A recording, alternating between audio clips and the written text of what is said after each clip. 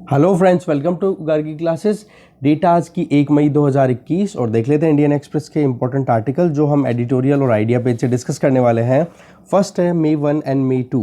May 1 की significance ये है कि जो भी 18 साल से ज़्यादा एज के लोग हैं उन सबको वैक्सीनेशन देना, और May 2 जो कल संडे है जहाँ पर 5 जो अभी असेंबली के इलेक्शंस हुए हैं जिनमें 4 स्टेट्स हैं और 1 यूटी है, और उन इलेक्शंस की वोट काउंटिंग होगी। ठीक है, तो दोनों के पॉइंट ऑफ व्यू से इस आर्टिकल को डिस्कस किया हुआ है, तो हम ज़्यादा कुछ देखेंगे नहीं। रीज़न बीइंग क्योंकि एक चीज़ बताई जा रही है 18 से ज़्यादा जो वैक्सीनेशन वाली बात है उसको हम ऑलरेडी कितनी ही बार डिस्कस कर चुके हैं कि स्टेट्स अपनी इनएबिलिटी के चलते कहीं ना कहीं इस चीज़ को मना कर रहे हैं कि हम अभी इस चीज़ के लिए रेडी नहीं है। स्टॉक्स की कमी है, प्राइस की इतनी इशू चल रही है, सुप्रीम कोर्ट को इंटरवीन करना पड़ रहा है बार बार। सिमिलरली दूसरी तरफ अगर इनकी बात करें इलेक्शंस की, तो इलेक्शन में रिजल्ट क्या रहता है, हमें क्या फ़र्क पड़ता है उस चीज़ का। हमें तो काम करना है, चाहे सरकार किसी भी पार्टी की हो, राइट। बाकी हमें पता पड़ ही जाएगा। बाकी चीज़ें क्या है, कॉमन है, कुछ भी डिस्कस करने लायक नहीं है हमारे एग्ज़ाम पॉइंट ऑफ व्यू से। ठीक है, बस इसमें 2 नाम आ रहे हैं, एक तो उज्ज्वला सिलेंडर और एक दूसरा हो गया कौन से, आयुष्मान भारत स्कीम। इसका फ़ायदा किसको हुआ है, किसको नहीं हुआ, इसका इलेक्शंस पे क्या रिज़ल्ट, क्या प्रभाव रहेगा, वो सारी चीज़ें। तो आपके लिए छोटी सी टास्क आ गई है यहाँ पे कि उज्ज्वला स्कीम और आयुष्मान भारत स्कीम के बारे में थोड़ा थोड़ा आप पढ़ोगे। ठीक है, डिस्कस नहीं करेंगे। दूसरा है द सेकंड लिविंग। माइग्रेंट्स फिर से सिटीज़ को छोड़ करके गाँव की तरफ जा रहे हैं, तो पिछली साल के एक्सपीरियंस में अब की साल के एक्सपीरियंस का दोनों का डिफरेंस क्या है वो यहाँ पर डिटेल में बताया हुआ है। इस आर्टिकल को पूरा देखेंगे हम। इसके अलावा SOS इस आर्टिकल में बताया हुआ है कि कोविड-19 ने फिजिकल ट्रॉमा तो दिया ही है, इसके चलते जो मेंटल ट्रॉमा भी बढ़ा है ना, उसको भी आप काउंट करना शुरू कर दो, क्योंकि जो साइकोलॉजिकल स्ट्रेस है उसका लेवल बहुत ज़्यादा देखा गया है। जो भी कहीं ना कहीं कोविड-19 पेंडेमिक से अगर थोड़ा बहुत भी इन्फेक्शन उनके थोड़ा बहुत भी हुआ है, तो साथ में आपको पता ही है कि अगर नियर डियर्स को आप लूज़ करो तो कितना एंजाइटी, कितना स्ट्रेस लेवल इंक्रीज़ हो जाता है। उसी चीज़ को यहाँ पे बताया हुआ है। तो हमने कल तो देखा था कि बच्चों में क्या अभी एक साइकोलॉजिकल मेंटल स्ट्रेस चल रहा है कोविड-19 के चलते, जब वो अपनी एजुकेशन नहीं कर पा रहे हैं, अपनी डेली लाइफ को स्मूथ वे में नहीं कैरी ऑन कर पा रहे हैं। अब ये हॉलिस्टिकल पॉइंट ऑफ व्यू से बताया हुआ है, तो इस आर्टिकल को भी हम देखेंगे। ये हम नहीं डिस्कस करेंगे। सोली सोराब जी बहुत इंपॉर्टेंट पर्सनालिटी, उनकी डेथ हुई, तो ऐसे में चलते हैं, आप जानते हो उन्हीं से रिलेटेड चीज़ें बताई हुई है, तो हम डिस्कस एक बार नहीं करेंगे, राइट। आप खुद देख लो, क्योंकि इंडिविजुअलिस्टिक पर्सपेक्टिव में है तो इतना कुछ जानने की ज़रूरत है नहीं। हाँ, ये आप देख सकते हो इसमें से कि case study point of view से कि हाँ इन्होंने अपनी लाइफ में क्या क्या ऐसे काम किए जो कि आप भी अपनी लाइफ में कर सकते हो, या फिर आपके सामने कभी केस स्टडी आए तो उसमें एग्जाम्पल के तौर पे कोट कर सको। ठीक है, तो उस पॉइंट ऑफ व्यू से आप इस आर्टिकल को एक बार देख सकते हो। बाकी हम डिस्कस नहीं करेंगे, ये भी हम डिस्कस नहीं करेंगे। LGBT कम्युनिटी से रिलेटेड है, बट उसके अंदर ज़्यादा कुछ इंपॉर्टेंट इतना कुछ निकल के आ नहीं रहा है। इसमें बताया जा रहा है कि हमारे यहाँ पर transgender persons protection of rights act 2019 already हमारे पास में है। उसके बावजूद भी LGBTIQI कम्युनिटी को बहुत ज़्यादा परेशानियों का सामना करना पड़ रहा है। इवन उनके पेरेंट्स उनको ज़्यादा ह्यूमिलिएट करते हैं। ये चीज़ यहाँ पे बताई जा रही है, तो उसी चीज़ को लेकर के बताया हुआ है। ज़्यादा कुछ डिस्कस करने लायक मुझे लगा नहीं। एक बार सेम सेक्स मैरिज हो जानी, वो सारी चीज़ आप जानते ही हो LGBT कम्युनिटी के लिए। ठीक है, उसी से रिलेटेड बताया हुआ है, तो हम ज़्यादा डिस्कस नहीं करेंगे इसको। आगे चलते हैं। नेक्स्ट जो आइडिया पेज है, आइडिया पेज पर देखो आर्टिकल तो 3 हैं, और तीनों के तीनों ही पॉलिटिकल ओरिएंटेशन रखते हैं। ये गवर्नमेंट को क्रिटिसाइज़ कर रहे हैं, इधर अनुपम खेर का आर्टिकल है वो गवर्नमेंट को डिफेंड कर रहे हैं, और इधर ये सचिन पायलट राजस्थान के लीडर हैं। राजस्थान के फॉर्मर, अभी करंट जो गवर्नमेंट चल रही है उसमें पहले डेप्यूटी CM थे, बट थोड़ा सा केओस होने के चलते इनको डिप्टी CM की पोस्ट हटा दिया गया है। इनका आर्टिकल है, इसमें भी क्रिटिसाइज़ किया जा रहा है करंट रिजीम को, और कुछ सोल्यूशन दिया जा रहा है। तो बेसिकली इन तीनों आर्टिकल्स में जो पॉलिटिकल पॉइंट्स को तो देखो केवल सुन लेंगे, बाकी लिखने के हिसाब से एक दो पॉइंट्स इंपॉर्टेंट निकलेंगे, वो हम देख लेंगे। इस पूरे पेज में यही चीज़ और कुछ ही नहीं है। प्रो गवर्नमेंट और एंटी गवर्नमेंट स्टेटमेंट्स हैं, देखेंगे। ओके, तो देख लेते हैं अब जो भी हमारे पास में कंटेंट अवेलेबल है। फर्स्ट आर्टिकल है SOS, SARS-CoV-2 जो डैमेज अभी हो रहा है, जो अभी फ़िलहाल कोविड-19 ने जो तबाही मचा रखी है उसका फिज़िकल तो आप अपीयरेंस देख पा रहे हो, बट जो मेंटल हेल्थ पे जो क्राइसिस का सामना हो रहा है ना अभी, उसको कोई भी रिकॉग्नाइज़ करने में अभी इतना ज़्यादा कैपेबल नहीं बन पाया है या फिर ध्यान नहीं दिया जा रहा है। कल हमने देखा था कि जो बजट अलोकेट हो रहा है हेल्थ के लिए वो अराउंड 2.5% ऑफ इंडियन जीडीपी आ रहा है, और उसमें से भी अगर आप देखो तो जो मेंटल हेल्थ के लिए जो बजट अलोकेशन है वो बहुत ही कम है। तो ऐसे में हमारे यहाँ पर मेंटल हेल्थ को तो पहले से ही इग्नोर किया हुआ था, ये रही सही में कोविड-19 का जो असर है वो और देखने को मिल रहा है, तो ये क्राइसिस और ज़्यादा ग्रेव हो जाता है। आप देखो कि ये क्राइसिस अब शैडो में नहीं है, अब लोगों में दिखना शुरू हो चुका है, विजिबिलिटी आने लग गई है कि वाकई में एंजाइटी लेवल कितना बढ़ चुका है। कोरोना वायरस के इन्फेक्शन हमें पता है, कभी एक सिटी में बॉम्ब ब्लास्ट हो रहा है एक तरीके से, दूसरी तरफ आप देखोगे तो कहीं और दूसरा ब्लास्ट हो रहा है। तो ऐसे में कोरोना के केसेस का बढ़ते रहना लगातार, और दूसरी तरफ मेडिकल केयर का जो पूरा सिस्टम है उसको हिला करके रख देना, ये कहीं ना कहीं एक क्लैरिटी तो ला ही रहा है कि कितना वीक हमारा हेल्थ केयर सिस्टम है। बट दूसरी तरफ जो एंजाइटी है, जो अपने खुद के नियर डियर्स को खो रहे हैं या फिर जो खुद कहीं ना कहीं परेशानियों का सामना कर रहा है कोरोना के चलते, उसके बाद में फिर वो रिकवरी के एक फेज़ में जब जा रहा है ना, जो सर्वाइवर्स हैं उनको इतना ज़्यादा परेशानियों का सामना करना पड़ता है कि उनके न्यूरोलॉजिकल, ब्रेन से रिलेटेड और साइकेट्रिक, मतलब उनकी जो पूरी समझ है उसको लेकर के जो स्ट्रेस लेवल है वो बहुत ज़्यादा बढ़ चुका है। ठीक है, और ये रेपरकशंस या फिर ये जो साइड इफ़ेक्ट्स है ना कोरोना के सही होने के 6 महीने बाद तक भी दिखाई दे रहे हैं। तो मेंटल हेल्थ प्रॉब्लम है ना, इसको ना तो प्रॉपर एक्नॉलेज किया गया अभी तक, ना इसको प्रॉपर रिड्रेस में लिया गया है, एड्रेस भी नहीं किया गया है। तो मेंटल हेल्थ को सही करना बहुत ज़्यादा ज़रूरी है। ठीक है, चैलेंज तो देखो पहले से भी था, ऐसी बात नहीं है कि पेंडेमिक ने आके ही ये मेंटल हेल्थ की प्रॉब्लम को ज़्यादा बढ़ा दिया है, पहले से भी थी, बट हाँ कुछ ऐड ही किया है कोविड-19 ने। नेशनल मेंटल हेल्थ सर्वे 2015-16 के हिसाब से देखें तो लगभग 150 मिलियन इंडियंस ऐसे हैं जो कि मेंटल हेल्थ केयर सपोर्ट की ज़रूरत महसूस कर रहे हैं, उनको ज़्यादा से ज़्यादा मेंटल हेल्थ सपोर्ट की ज़रूरत है। दूसरी तरफ अगर हम देखें कि हमारे यहाँ पर रिसोर्सेज की कितनी कमी है कि एक साइकेट्रिस्ट जो होता है, एक साइकेट्रिस्ट 1 लाख पेशेंट्स पे अवेलेबल है।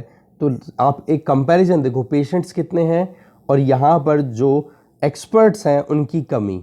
दूसरी तरफ बजट रीअलोकेशन की मैंने आपको बात कल बताई दी थी, कल आपने डेटा ज़रूर नोट किया होगा। तो आज कहीं ना कहीं इसको एड्रेस करना ही बहुत बड़ी बात हो रही है। पहली चीज़ तो एक्नॉलेज करना कि वाकई में डिस्ट्रेस का माहौल बना हुआ है, लोग मेंटल ट्रॉमा में चल रहे हैं। तो दूसरी तरफ फिर इसके बाद में जब एक्नॉलेज ही नहीं किया तो फिर बाद में आप बीमारी का इलाज कैसे करोगे, राइट। सिमिलरली अभी थोड़ा बहुत कहीं ना कहीं आर्टिकुलेशन शुरू हुआ है कि हाँ वाकई में डिस्ट्रेस लेवल जो है सोसाइटी में वो बढ़ रहा है।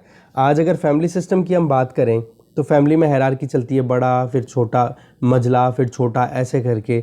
और दूसरा सोसाइटी में आप देखो हाइपर कंपटीशन देखने को मिलता है, होड़ मची है कि कौन किससे आगे निकलता है। तो हर कोई एक एक इंडिविजुअल जो है वो कहीं ना कहीं अपनी परेशानियों का कारण खुद भी बना हुआ है। तो सोसाइटी में जो सिस्टम हमारी जो हायरार्की है या फिर जो कंपटीशन है वो भी एक कारण बना हुआ है।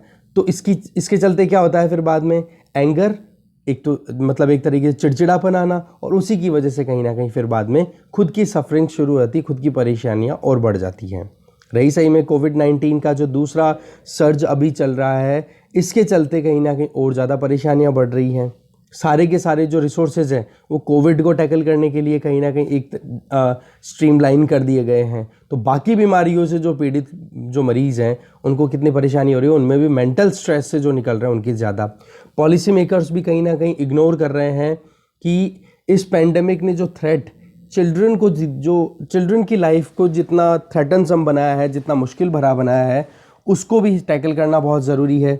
स्कूल का जो डिप्राइव्ड बच्चे हैं जिनको प्रॉपर वे के अंदर उनको मतलब मिड डे मील के बेसिस पे जो खाना मिलता था स्कूल में, आंगनवाड़ी में, वो नहीं मिल रहा है।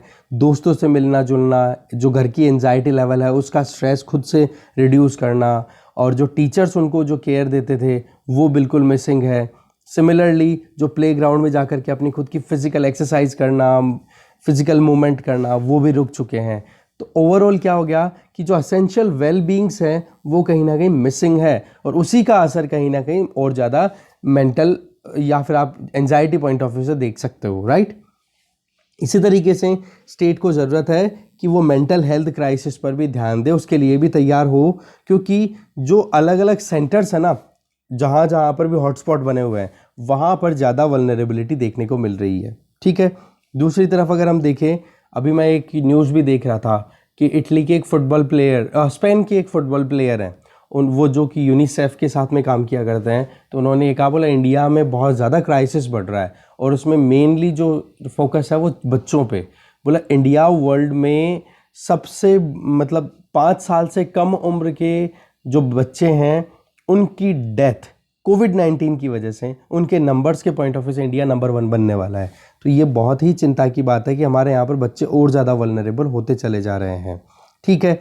तो कॉन्वर्सेशन तो चलो अब थोड़ा थोड़ा सा क्लियर हो रहा है, बातचीत हो रही है, पर दूसरी तरफ आप देखो, काम ना मिलना, परेशान हो जाना, बर्नआउट हो जाना, एग्जॉशन, घर पे बैठे बैठे पीड़ा जो है लोगों की वो बढ़ती चली जा रही है।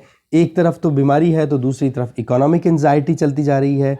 जो हमारे इंस्टीट्यूशन है, चाहे फैमिली हो या फिर कोई भी तरीके का आप कहीं पे भी एंगेजमेंट रखते हो, वो कहीं ना कहीं मिसिंग हो रहे हैं, या फिर उनका जो एक थ्रेड है वो कहीं ना कहीं ख़त्म होता चला जा रहा है। तो स्ट्रेंथ नहीं बच रही है सोसाइटी में।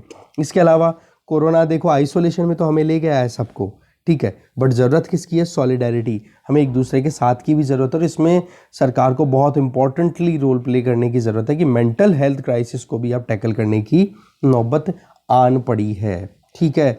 कोविड जो है, देखो इस कोविड की असिस्टेंस तो देनी है ही, पर हमें साथ साथ में ये जो मेंटल स्ट्रेस है ना, इसको भी सही करने की ज़रूरत है, और इसके लिए हमें और बेटर ह्यूमन इम्यून सिस्टम बनाने की ज़रूरत है। कहने का मतलब देखो वही बात है, योगा या फिर आप physical exercise, routine exercise engage करो, कुछ ना कुछ करते रहो, ठीक है।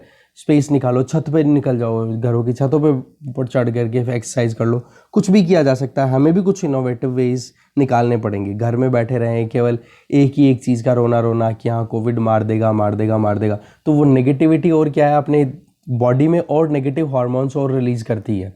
तो ऐसे में फिर बाद में फिर वो depression is all about your thinking process, right.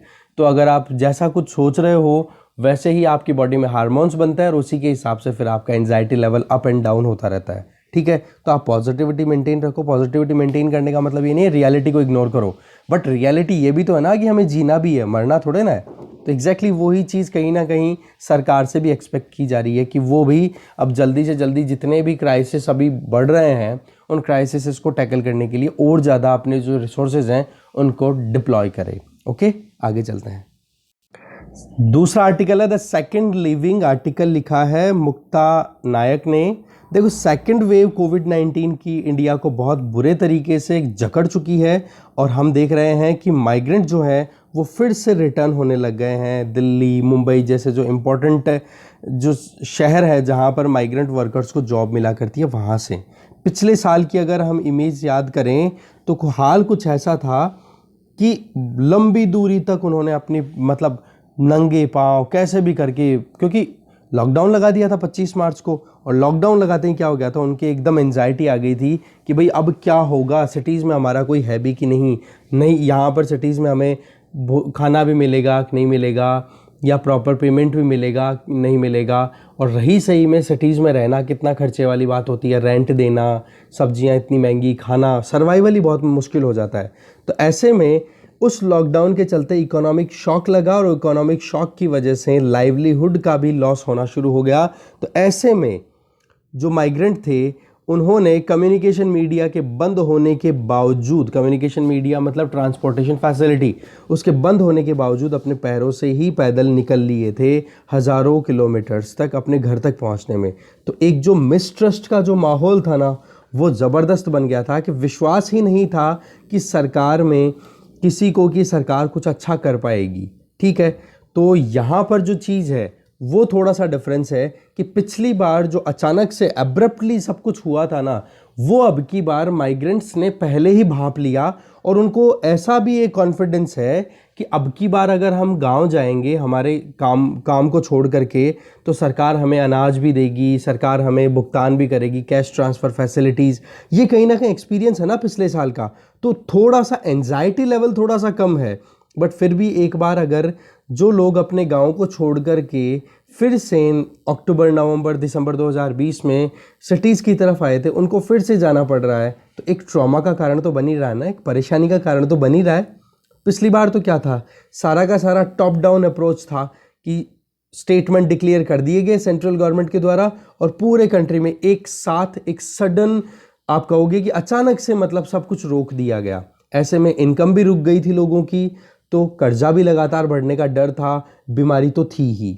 अब की बार क्या किया है, थोड़ा सा डिसेंट्रलाइज्ड मैनर में अप्रोच बनाई है, जिसमें स्टेट्स को एक तरीके से थोड़ा ऑटोनॉमी प्रोवाइड की है कि भाई आप अपने हिसाब से लोकल कंडीशंस को देख करके फिर बाद में एक्टिविटीज़ को रेगुलेट करो। तो ऐसे में पब्लिक ट्रांसपोर्टेशन का जो एब्सेंस पिछली बार था वो कम से कम अब की बार तो नहीं है, क्योंकि कहीं ना कहीं स्टेट्स ने अभी तक भी स्ट्रिंजेंट लॉकडाउन लगाने से कहीं ना कहीं अपने आप को रोका है। रीज़न, लाइव एंड लाइवलीहुड दोनों में कहीं ना कहीं एक कंपटीशन, एक जो कॉन्फ्लिक्ट आ रहा था उसको बचाना, कि अगर रोजगार ही नहीं रहेगा तो लोग जिए खाएंगे क्या, और खाएंगे कुछ ढंग का नहीं तो फिर जिएंगे कैसे। तो ऐसे, और दूसरी तरफ कोरोना सीधा जिंदगियों पर सब पर अटैक कर ही रहा है, तो दोनों के बीच में जो कंपटीशन था। तो दूसरी तरफ आज की सिचुएशन बिल्कुल ओपन है, जिसमें कहीं ना कहीं माइग्रेंट जो हैं वो जो आए थे अपने गाँवों को छोड़ करके पिछले एक साल के जो लॉकडाउन का एक्सपीरियंस रहा उसके बाद में, उनको थोड़ा बहुत लगा, तो ज़्यादातर जो मेल काउंटर पार्ट्स थे, मेल मेंबर्स थे, वो छोड़ करके गाँवों को फिर सिटीज़ में आए थे। रीज़न क्या था उसका, इसकी वजह ये रही कि जो चिल्ड्रन है या वुमेन है वो गाँव में ही रुक गए, और ये इनका जो सोचा हुआ समझा हुआ जो डिसीजन था वो इनके लिए कहीं ना कहीं फ़ायदेमंद भी रहा, क्योंकि अभी माइग्रेंट्स को फिर से अपने गांव की तरफ जाने की नौबत आ चुकी है। तो शहरों में अपॉर्चुनिटी ऑफ जॉब्स की जो अपॉर्चुनिटी है वो कभी बढ़ रही हैं, वैक्स होती हैं, तो कभी वेन होती है, दैट मीन्स कभी रिड्यूस होती है। सिमिलरली जो सिटी के साथ में जो रिलेशनशिप है उनका खुद का, उसमें भी तो कहीं ना कहीं ऊपर नीचे हौच पौच आ रही है। सिटीज़ में कहाँ स्टेबिलिटी है, दूसरी तरफ कितना मुश्किल होता है कि एक तो काम ना मिले, और रही सही में एक किराए के मकान पर रह रहे हो वो तो कितना ज़्यादा मुश्किल होता है। रही सही में इकोनॉमिक एक्टिविटीज़ कम चल रही है, तो कंस्ट्रक्शन साइट्स पे भी काम कम हो, या फिर जो ईंटों के भट्टे होते हैं ब्रिक किल्न, उन पर भी काम मिलना। एग्रीकल्चर वर्कर्स हैं, इन्होंने कहीं ना कहीं थोड़ा बहुत शुरू किया था कि हाँ सीजनल माइग्रेशन अपन कर लेते हैं। मतलब ये हो गया कि जब भी कंस्ट्रक्शन एक्टिविटी शुरू होती है, जैसे मानसून से पहले पहले होती है, मानसून के टाइम पे 4 महीने रुका रहता है कंस्ट्रक्शन का ज़्यादातर एरियाज़ में काम। रीज़न, क्योंकि बारिश आ जाएगी, कंस्ट्रक्शन ख़राब हो जाएगा।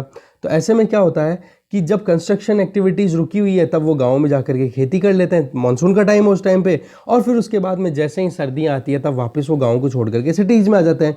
तो ऐसे करके उन्होंने थोड़ा बहुत अपना एक सीजनल माइग्रेशन का साइकिल शुरू किया था। बट क्या है, अब प्रॉब्लम आ गई किस चीज़ की, कोरोना फिर से आ गया, फिर से सरकारों ने थोड़ी बहुत रेस्ट्रिक्शन लगानी शुरू कर दी, और ऐसे में उनका कॉन्फिडेंस जो है थोड़ा और डाउन हो गया। तो अनसर्टेनिटी का माहौल फिर से आ गया है, शॉक लगना शुरू हो गया है, नई रियलिटीज़ आने लग गई हैं।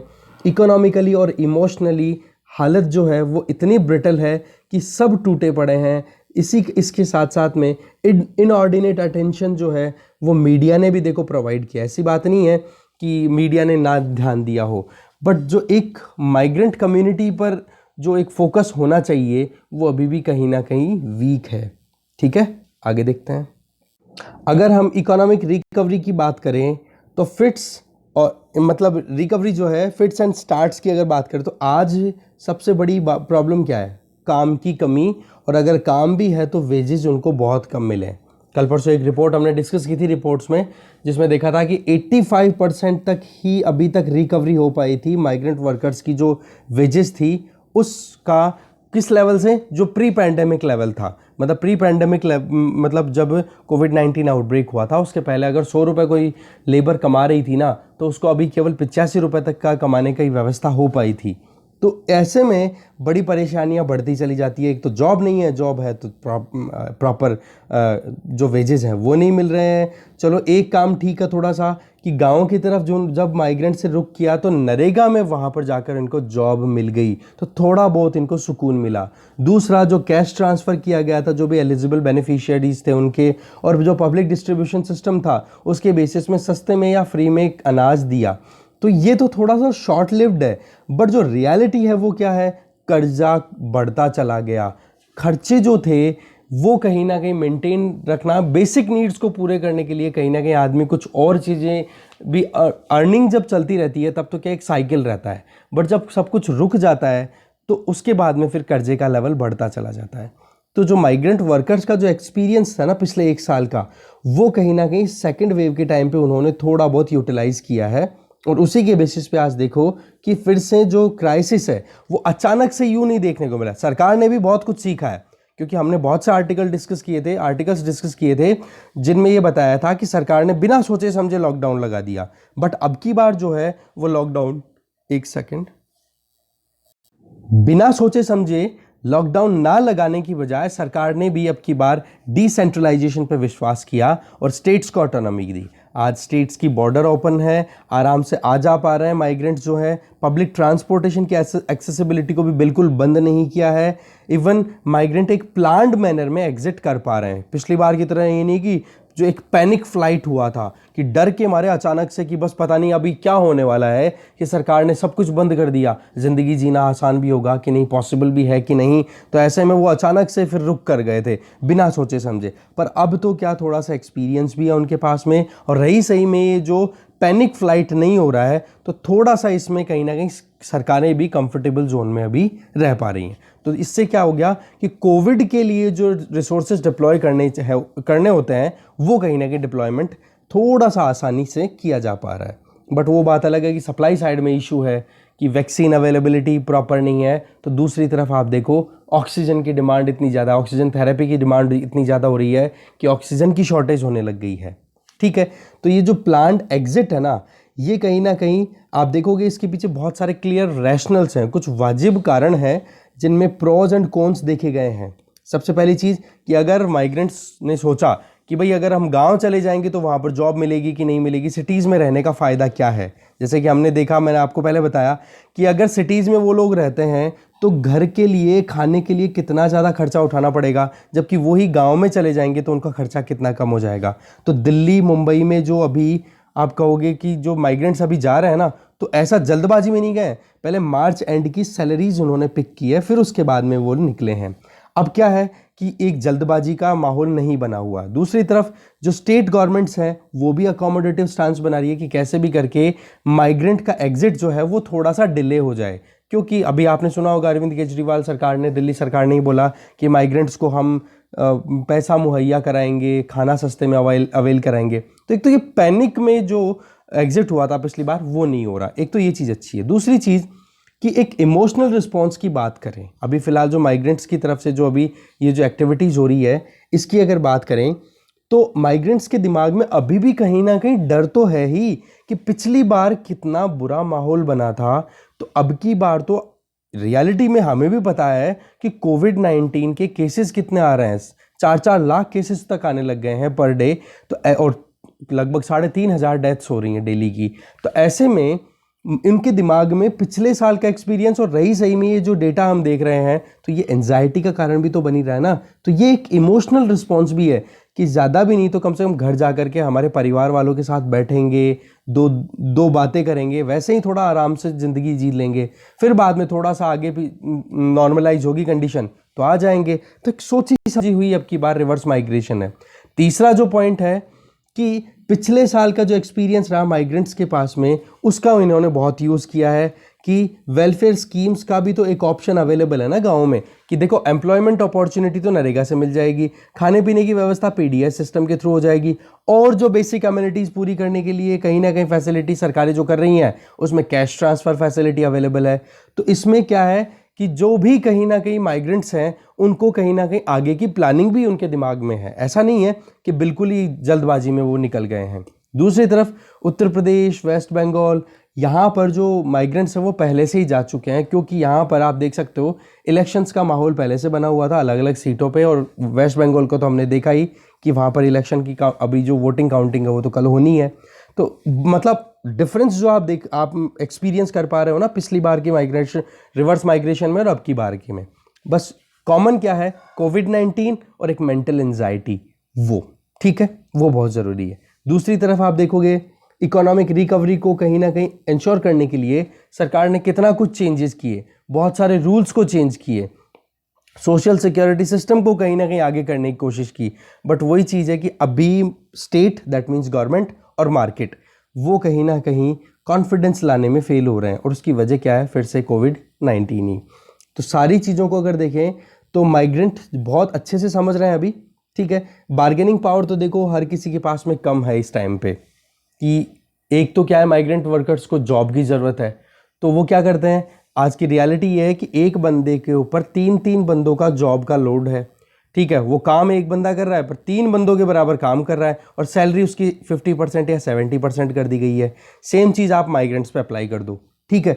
तो ये चीज़ कहीं ना कहीं एक कारण है कि परेशानियां बनती चली जा रही। तो ऐसे में उन्होंने सोच लिया, बोले गांव में ही जाकर रहेंगे तो थोड़ा आसानी रहेगी। एक जो नॉर्मल मोबिलिटी है, जिसको हम नॉर्मल भाषा में प्रोवर्बियल वेज के अंदर या आम भाषा में आना जाना कहते हैं, वो कहीं ना कहीं फिर भी थोड़ा सा ओपन है कि हाँ वो अपने घर पे आ जा सकता है। पिछली बार की तरह एकदम स्ट्रिंजेंट लॉकडाउन अप्लाइड नहीं है। तो देखते हैं आगे क्या स्ट्रेटेजी रहती है, माइग्रेंट्स का क्या इशू है। देखो एक हॉलिस्टिकल अप्रोच बनाने की ज़रूरत है। वैसे तो लेबर मिनिस्ट्री ने एक पोर्टल बनाने की बात भी की है, पर वो पोर्टल सारी चीज़ें अभी क्या है, होल्ड पे जा चुकी हैं। कारण कि अब एक ही मेन चीज़ रह गई है, वो है कोविड-19, क्योंकि इसके चलते अभी बहुत ज़्यादा ये सारी परेशानियों की जड़ ही तो कोविड-19 है। तो इस जड़ को ठीक करना ज़रूरी है, उसी पे सरकारें कहीं ना कहीं फोकस कर रही हैं। आगे चलते हैं। नेक्स्ट आर्टिकल है what the ballot says and doesn't.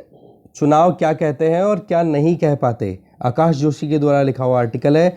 सबसे पहले तो ये कहते हैं कि भाई जब डीमोनेटाइजेशन किया गया था ना, तो उसके बाद में ये था कि चलो ठीक है कि डीमोनेटाइजेशन के टारगेट क्या क्या थे, बोलो वो पूरे ही फुलफिल नहीं हो पाए थे। यहाँ पे क्रिटिसिज्म हो रहा है सरकार का, वो देखें आप।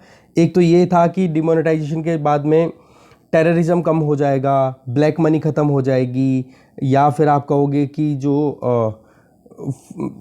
इकोनॉमी है वो फॉर्मलाइज हो जाएगी, 2 नंबर का पैसा नहीं घूमेगा, इकोनॉमी में डिजिटाइजेशन बहुत ज़्यादा हो जाएगा, कैश की जगह डिजिटाइजेशन बहुत बढ़ जाएगा। बट रियलिटी क्या है, बोले कैश का अमाउंट जो है वो डिमोनेटाइजेशन के पहले जितना था उससे भी ज़्यादा आज के टाइम पे मार्केट में सर्कुलेट कर रहा है।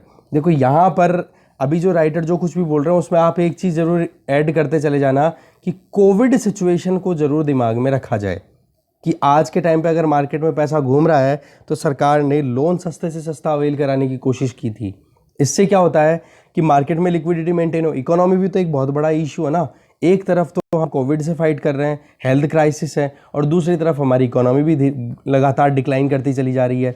तो दोनों चीज़ों को मैनेज करना बहुत मुश्किल हो रहा है। और इकोनॉमिक एक्टिविटीज़ अगर कंटिन्यू रहती है तो फिर मोबिलिटी मेंटेन रखनी पड़ेगी, मोबिलिटी मेंटेन रहती है तो फिर बाद में ये जो इन्फेक्शन की जो चेन है वो नहीं टूट पाएगी। तो दोनों तरफ से मतलब कुआं और खाई वाली बात हो गई, आगे कुआं पीछे खाई, किधर भी जाओगे आपको कूदना तो खड्डे में पड़ेगा, लॉस तो आपका है ही। एग्जैक्टली वही चीज़ यहाँ पे हम समझ पा रहे हैं। तो राइटर यहाँ पे एक तो डिमोनेटाइजेशन को लेकर के सरकार को क्रिटिसाइज कर रहे हैं, बोले एकदम फेल्ड पॉलिसी रही है।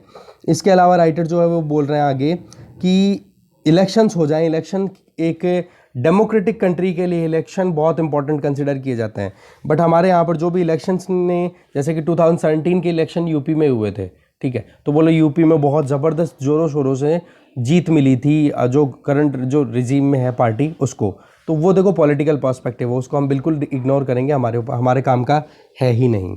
फिर राइटर आगे बोलना चाह रहे हैं आगे कि ऑक्सीजन को लेकर के बातचीत हो रही है, ठीक है, ऑक्सीजन को लेकर के बातचीत हो रही है। बोलो ऑक्सीजन में डिमांड साइड प्रॉब्लम बता रही है सेंट्रल गवर्नमेंट, और सप्लाई साइड प्रॉब्लम बताई जा रही है स्टेट गवर्नमेंट्स के द्वारा और बाकी स्टैब्लिशमेंट्स के द्वारा कि भाई ऑक्सीजन प्रॉपर प्रोड्यूस हो ही नहीं पा रही है, सिलेंडर्स की कमी है, वो सारी चीज़ें बताई जा रही है।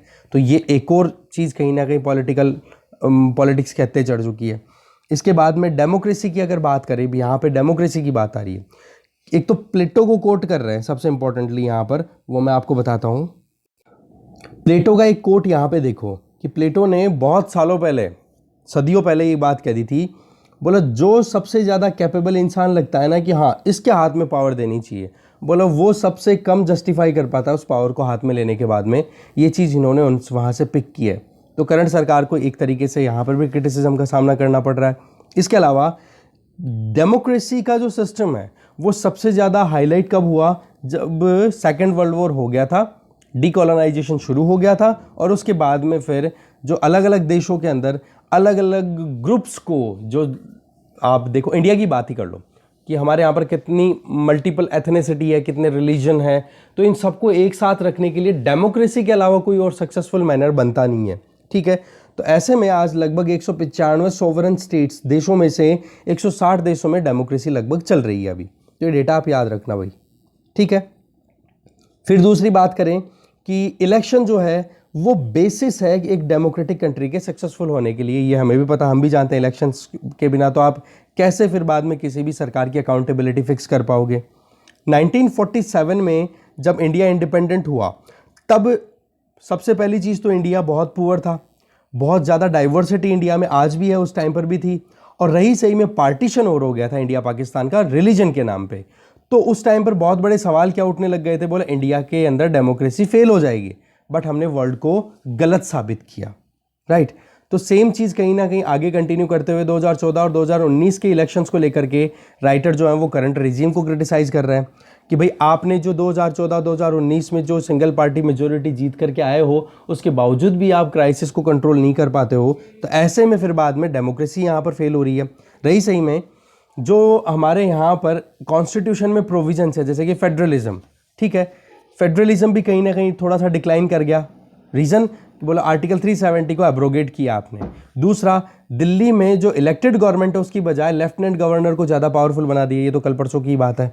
ठीक है, सेक्युलरिज्म का जो आइडिया है कि जो हमारे यहाँ पर सिटीजनशिप है उसके लिए रिलीजन को फिक्स कर देना, ठीक है, सिटीजनशिप अमेंडमेंट एक्ट ऑफ 2015, उसके बेसिस पे अगर हम सिटीजनशिप अमेंडमेंट एक्ट जो रिसेंटली अभी आया, तो उसके चलते हमने देखा शाहीन बाग और ये सारे पूरे मुद्दे हमने देखे थे। तो बोला उनके चलते आप किसी को भी सिटीजनशिप का राइट तब दे रहे हो कि हाँ भाई वो रिलीजन में कितना एलिजिबल है। ओके, तो बोला इनके चलते कहीं ना कहीं परेशानियों का कारण बनता चला जा रहा है, और हमारे यहाँ पर जो पॉलिटिकल मोरालिटी है जिसको हम कॉन्स्टिट्यूशन ऑफ इंडिया बोलते हैं, बोलो वो कहीं ना कहीं डिक्लाइन कर रही है। तो एक ही क्रिटिसिज्म का कारण बन रहा है। इसके अलावा फिर वापस पॉलिटिक्स में उतर जाते हैं जो देखो हमारे बिल्कुल भी काम का नहीं है, हम यूज़ भी नहीं कर पाएंगे आंसर्स में। तो यहाँ पर अगर क्रिटिसिज्म सरकार का आप लिखो ना, तो मैंने आपको पहले बताया था कोशिश करो क्रिटिसिज्म कम से कम एरिया में, जब क्रिटिकल अप्रोच की बात करें ना तब। दूसरी तरफ एक्सपर्ट्स का मानना ये है कि ये क्रिटिसिज्म हो रहा है, राइट, हम नहीं मानते हैं, ये ध्यान रखना आप। आगे चलते हैं। अब नेक्स्ट आर्टिकल है वो गवर्नमेंट को डिफेंड करेंगे अनुपम खेर जी, यही बात बोल रहे हैं इसमें कि देखो कोविड-19 की जो सिचुएशन है 2021 में, वो कहीं ना कहीं एक तरीके से शुरुआत में जिस तरीके से कंट्रोल में था उसके कंपैरिजन में अभी ये जो सेकंड वेव आई है वो बिल्कुल ही ब्लास्ट की तरह अचानक से बहुत ज़्यादा बड़ी है, और हमारा जो हेल्थ केयर इंफ्रास्ट्रक्चर है वो सारा का सारा स्ट्रेन में आ गया है, सारा का सारा अंडर प्रेशर आ चुका है। ठीक है, आज अगर हमारे पास में पिछले 1 साल का एक्सपीरियंस अगर हम एनालाइज करें तो हम वर्ल्ड के लार्जेस्ट वैक्सीन ड्राइव कंडक्ट कर रहे हैं आज के टाइम पे। वर्ल्ड में सबसे बड़ी वैक्सीन, पॉपुलेशन भी तो देखो ना, दूसरे कंट्रीज़ में अगर भूटान में 75% से ज़्यादा वैक्सीनेशन हो जाता है 25 अप्रैल तक, तो इसका मतलब वहाँ पर तो पॉपुलेशन ही 10-11 लाख है, और यहाँ पर पॉपुलेशन है 130 करोड़। और रही सही में एक डेमोक्रेटिक कंट्री, एक डेवलपिंग कंट्री जो कि ऑलरेडी बहुत सारे क्राइसिस का सामना करता रहता है। तो ऐसे में स्ट्रिंजेंट एप्लीकेशन ऑफ लॉकडाउन्स, ये पिछली बार जो किया था वो भी कहीं ना कहीं एक मुश्किलों का कारण बन पाया था। दूसरी तरफ अगर हम देखें वैक्सीन फ्रंटलाइन वर्कर्स हैं वो भी लगातार अपनी तरफ से काम कर ही रहे हैं। और हाँ, आपको ये भी पता होगा कि मोर देन 80 कंट्रीज़ को हमने वैक्सीन यहाँ से सप्लाई भी किया है, जिस टाइम पे हमारे यहाँ पर केसेस बहुत कम हो चुके थे। तो ये चीज़ें अब फिर बाद में प्राइम मिनिस्टर को डिफेंड कर रहे हैं, जो कि पर्सनालिटी पॉइंट ऑफ व्यू से है, जो कि शायद हमारे काम की कोई चीज़ ना हो। फिर राइटर यहाँ पे बोलना चाह रहे हैं कि जीएसटी इम्प्लीमेंट हुआ 2017 जुलाई से, बोलो वो एक फेल्ड स्टेटमेंट था, फेल्ड अप्रोच थी, बट उसके बावजूद ये देखो मुझे लग नहीं रहा कहीं से भी हम काम कर पाएंगे, यूज़ ले पाएंगे आर्टिकल्स को अपने एग्ज़ाम पॉइंट ऑफ व्यू से। हाँ, सिटीजनशिप अमेंडमेंट एक्ट है, उसको थोड़ा सा एलाबोरेट करके समझने की कोशिश करें तो वो ये है कि अभी लेटेस्ट जो अमेंडमेंट लाया गया है उसमें जो हमारे 3 पड़ोसी देश हैं, मुस्लिम मेजॉरिटी पड़ोसी देश बांग्लादेश, पाकिस्तान एंड अफ़गानिस्तान, इन तीनों से जो माइनॉरिटीज़ है ना इन तीनों कंट्रीज़ में, क्योंकि ये मुस्लिम कंट्रीज़ हैं, ठीक है, तो यहाँ से जो माइनॉरिटीज़ हैं वो अगर इंडिया में आती है और इंडिया में अगर उनका आना 31 दिसंबर 2014 से पहले का है तो उनको सिटीजनशिप दे दी जाएगी, ठीक है। तो इसमें ये देखा गया है कि उन माइनॉरिटीज़ का परसिक्यूशन हुआ है, उसके चलते ही ये प्रोटेक्शन देने की बात की गई है, राइट। और बाकी तो देखो वो ही पॉलिटिक्स रिपीट हो रही है, तो इतना कुछ मुझे काम का लगा नहीं, एक बार आप खुद देख सकते हो। पीछे वाला जो पॉइंट था वो हमने देख लिया क्रिटिसिज्म का। इसके अलावा हम अब देख लेते हैं let's put up a better fight, कैसे हम सही तरीके से लड़ाई कर सकते हैं। तो हमें ज़रूरत क्या है, सच्चाई का सामना करने की, कंपैशन दिखाने की, दया भाव दिल में रखने की, और एक ट्रांसपेरेंट कम्युनिकेशन होना चाहिए सभी के बीच में। तो वो ही चीज़ें अभी आ रही हैं, सारी पॉलिटिकल क्रिटिसिज्म वो हमारे काम की है नहीं। सोल्यूशन यहाँ पे दिया जा रहा है कि जीत कहाँ पर है इस पैंडेमिक के ऊपर, वो है कि हम 3 pronged अप्रोच पे काम करें। Number 1 mass vaccination, number 2 massive support for health care infrastructure, number 3 unprecedented deployment and distribution of provisions and medicine. कहने का मतलब सभी लोगों को बहुत जल्दी से जल्दी वैक्सीनेट करो। नंबर 2 आप जल्दी से जल्दी हेल्थ केयर इंफ्रास्ट्रक्चर को और सपोर्ट प्रोवाइड करो। नंबर 3 आपके पास में जितने भी रिसोर्सेज हैं उनकी तैनाती बहुत सही टाइम पर और एक्यूरेटली होनी चाहिए, और मेडिकेशंस का जो प्रोविज़न है वो जल्दी से जल्दी अवेलेबल होनी चाहिए पूरी पब्लिक को। तो ये 3 पॉलिसीज़ पे 3 pronged स्ट्रेटेजी को हम फॉलो कर सकते हैं, ठीक है। साथ में कम्युनिटी सर्विस सेंटर्स हैं उनको एम्पावर करो, बाकी तो चीज़ें नॉर्मली है, सप्लीमेंट करो, हेल्थ केयर इंफ्रास्ट्रक्चर को इम्प्रूव करो, डायरेक्ट फाइनेंशियल सपोर्ट दे दो, पब्लिक डिस्ट्रीब्यूशन सिस्टम को और इम्प्रूव करो, wide spread public use of mask इसको प्रेवलेंट करो कि ज़्यादा से ज़्यादा लोग मास्क लगाएं। इनोक्यूलेशन जो टीकाकरण का प्रोग्राम है वो जल्दी से जल्दी सक्सेसफुली इम्प्लीमेंट करने की ज़रूरत है। हमें मैनेज करने की ज़रूरत है, सारी चीज़ों को मैसेज पहुंचाओ लोगों के पास में, वैक्सीन हेजिटेंसी को रिमूव कराने की बात करने की ज़रूरत है। वो सारी चीज़ें यहाँ पर सजेशन के तौर पे आप पिक कर सकते हो।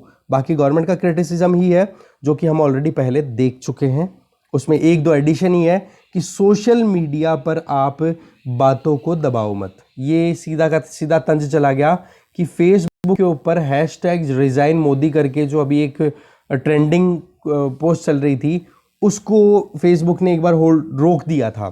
तो सरकार पे ये एक तरीके से ब्लेम लगाए जा रहे हैं कि सरकार ने फेसबुक पे दबाव बना करके फिर बाद में उस पोस्ट को रोका था। एक तो ये क्रिटिसिज्म डाल रहे हैं, और दूसरा यहाँ पर बाकी चीज़ें बड़ी वो हैं फिलोसॉफिकल है जो शायद हमारे लिए इतने काम की नहीं हो, कि अकाउंटेबिलिटी फिक्स करनी बहुत ज़रूरी है, ट्रांसपेरेंट मैनर में काम करने की ज़रूरत है, और डेमोक्रेसी में अकाउंटेबिलिटी फिक्स होगी तभी जा कर के काम ढंग से हो पाएगा। ये सारी चीज़ें बता रहे हैं। बाकी तो इकोनॉमिक गवर्नेंस स्ट्रक्चर ये सारी चीज़ें हो ही जाएगी। एक बार आप खुद से रीडिंग मार देना, ज़्यादा कुछ इंपॉर्टेंट है नहीं ना इस आर्टिकल में कि जिसको हम लिख पाएँ एग्ज़ाम में, ठीक है। बाकी चीज़ें आप खुद इतनी बातें हमने कर ली हैं कोविड से लेके कि कुछ भी एडिशनल देखने की अभी ज़्यादा ज़रूरत है नहीं। बस कुछ भी नया 1-2 पॉइंट नए आए वो देख ले, जैसे कि हमने यहाँ पे ये 3 pronged स्ट्रेटजी है ये देखी, ठीक है। तो thank you very much for watching this video.